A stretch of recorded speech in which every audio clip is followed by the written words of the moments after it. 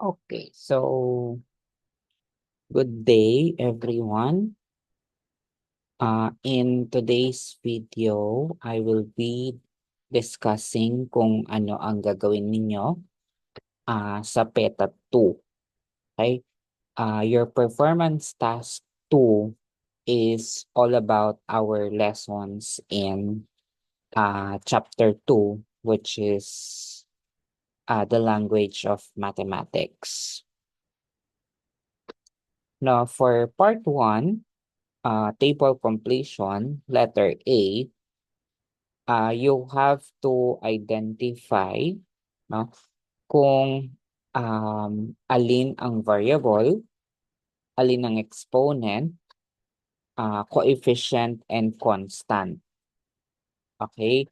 Doon sa mga given algebraic expressions. Then you have to identify kung anong klaseng algebraic expression sila. Kung monomial ba yan, binomial, trinomial, or polynomial. No? For example, yung number 1, the algebraic expression 20x raised to 4 minus 10z plus 8. So, pag sinabi nating variable, ito yung mga unknowns. No? So, in this case, dalawa yung variables natin. Dalawa yung unknown. Okay, so the variable x and variable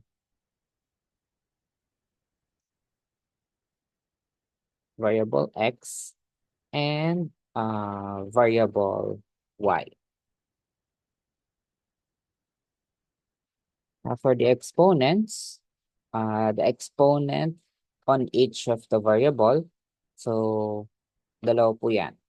We have 1 for the variable z, na kasi, di ba, hindi naman natin sinusulat yung 1 as an exponent kung 1 lang naman siya.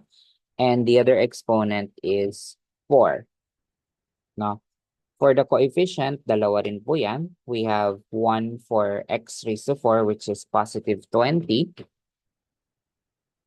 Then we also have for variable z, which is negative 10. Okay? So, ang constant po natin dito is positive 8 or simply 8. Now, for the type, pipili lang po tayo kung monomial, binomial, trinomial, or polynomial. So, sabi natin, a term is defined wherein it is separated by either addition or subtraction. So, in this case, tatlo po sila. So, therefore, this is a trinomial. No? So, ayan po siya. Now, you can do the rest of the given exam or given algebraic expressions. Okay?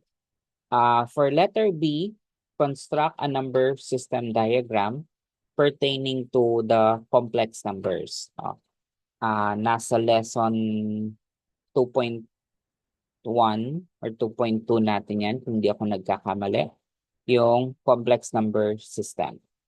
Okay?